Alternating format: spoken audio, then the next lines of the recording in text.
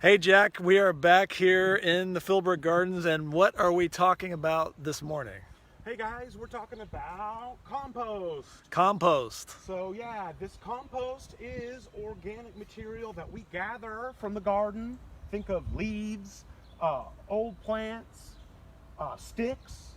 Some use soil, and we actually sit over here and condition it and rotate the pile, let air and moisture and microbes decompose it.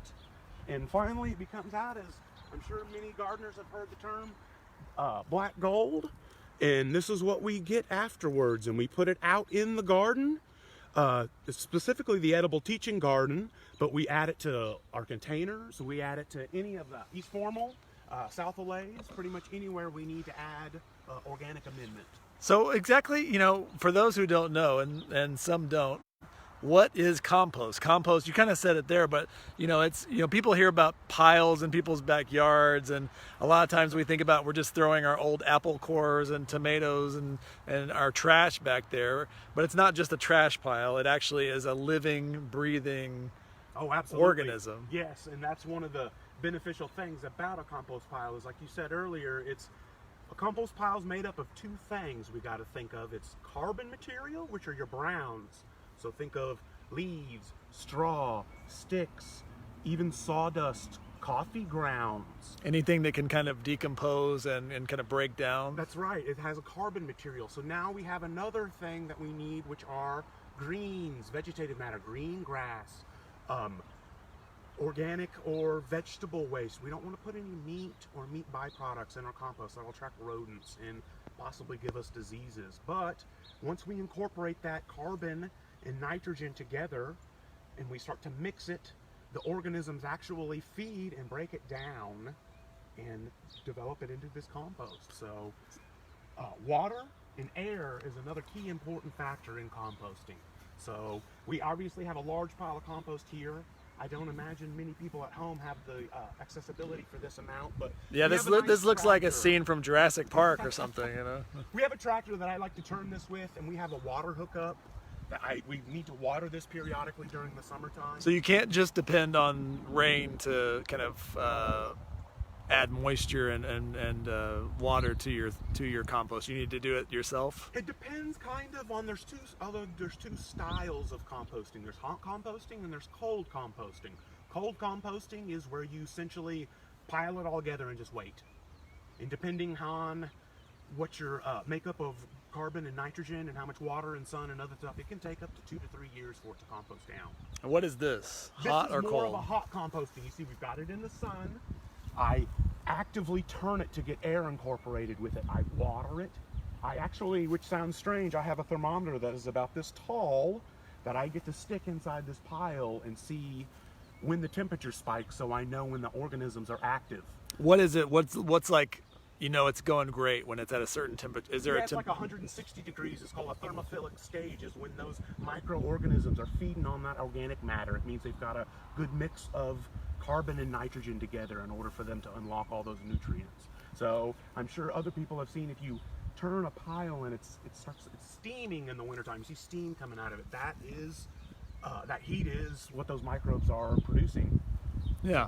So you mentioned adding that kind of green plant matter. We just reached our peak tulip, and the tulips are now being pulled because they've gone past their peak, but they have another purpose here. These are a lot of bulbs and tulips that you guys have pulled from the garden and are now using for compost, right? So they serve multiple purposes. Yeah, they serve a beautiful purpose, but then they also get to recontribute a little bit to the rest of the garden. So maybe not this season, but in the following seasons, their other tulip grow in kind of their ashes, so to speak, and they help fertilize the ground. What's the difference between, because sometimes we do utilize actual fertilizer here in the gardens, what's the difference between using just traditional fertilizer and compost? Do they work in hand? Are they different? Okay, well, most commercial fertilizers, when we think of, say, we're going to put it in a can and dilute it with water and spread it out in the garden, those are salt-based, which, don't get me wrong, they have their purpose in horticulture, but certain times when you look at a nutrient, you've got to understand, is the nutrient available to the plant or not? And we don't want to get maybe all the way into the chemistry of when we talk about nitrates, nitrites, all these other things. But suffice it to say that when the compost is broken down completely, it's at a level that is usable to the plants. It might not be in a high level like what we think of a bag of fertilizer is, but it is in a usable, sustainable level. The other thing that compost I can stress about is it actually attracts the particles in the soil that are the fertilizer. So if you have fertilizer in the soil, it helps hold on to it. So even better. So they do kind of work hand in hand sometimes that way. So if I wanted to start my own compost pile in my backyard, is that something I just, start on the ground? Do I need a certain container? Do I need to put it in a trash bin? Like, how do I do that? Okay, well, again, that's one of those things I think you've got to decide how much time you want to devote. So it could be either a cold composting or a hot composting. I hot compost here at home. I personally cold compost because I just don't want to turn it that frequently. So I have a couple of large piles. Another one that I've seen here recently is some of those bins that you can put some of your material in. One of the main things I stress is just to keep your carbon to nitrogen ratio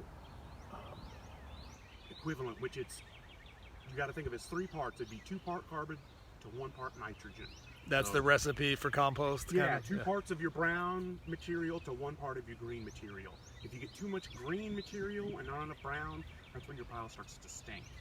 Yeah, so okay. It's called anaerobic. It doesn't have enough oxygen. It needs those browns in order to break up the pile in order to give that aeration. So those microbes need to breathe too. They're alive. So how do you know when your compost is healthy? Does it give off a certain smell? You mentioned taking the temperature, that's one thing.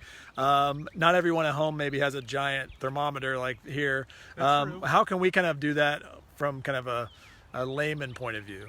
Well, one of the things is if you mix your carbon to nitrogen ratio, your pile should not smell.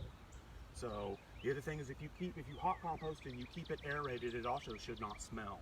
So one of the things that I say is if it starts to stink like wet grass or mold, that might be an indication that you've got too much nitrogen or vegetative matter in it. You might need to add more carbon in order to offset that smell. We have a person watching in Oklahoma City who says they're an avid composter, but I've never gotten anything out of my tumbler. After 3 years, it's never produced compost. Am I doing something wrong? I'm just wondering, how often do you tumble it? And then again, one of the harder parts of when you hot compost fast like that is to get your carbon to nitrogen ratio very specific. Some gardeners will even go so far as to weigh your carbon to nitrogen to make sure that is an equivalent. So I don't know if you're willing to go to that extreme, but sometimes I believe that is how you get the best effort. Here we have a lot of plants and flowers and things that we're using to feed that green matter to the compost. At home, people may not have as much turnover for things like that, so we're using maybe food waste and vegetables and fruits and things. Are there certain things that, from that perspective, from the kind of edible food perspective, feed a compost better than others?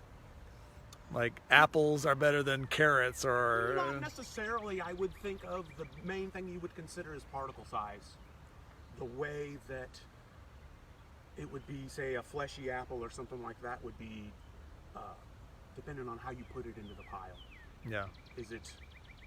Has it been half eaten? Is it a full piece? That will help determine its speed, but as opposed to, say, nutrient-wise or other things, no, I don't believe that will.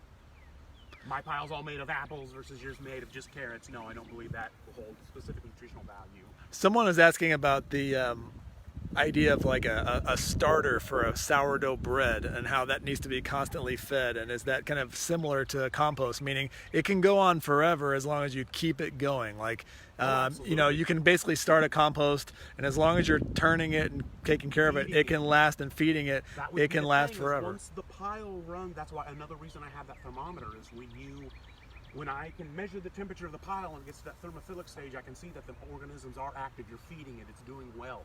Once they have consumed all of that, if I want to use this compost, the temperature will actually drop down to just atmospheric temperature, or slightly warmer. And that'll tell you that the microbes are still in the soil, but they're done actively feeding. The compost is ready. And so if it hits a certain point, can your compost die and then you have to start from scratch, or can you always kind of revive it, bring it back? Meaning if you let it go or you forgot about it, you went on vacation or something happened, it drops down from that core temperature. Does it at some point kind of just stop being useful? No, absolutely not. That would say if it dropped down in temperature, if you've forgotten it for a long time, if it's broken down in that organic matter, it's able to use, but again, it's alive with microbes. So I also tell people if you're going to start a compost pile, it's also beneficial to add some soil or some compost to it initially to get those beneficial microbes in order for the compost action to start happening. So if you had a pile that you had forgotten about, you could add it to a brand new pile, and yeah, the process would continue. As you can see, this is quite a large pile that we have, and a lot more greens, and we're gonna start to add some browns, and I gotta get the tractor over here to turn it, but eventually it'll turn into this, our black gold. Good. So, All right. Well, thank you, Jack. yeah, thank you guys for joining us today.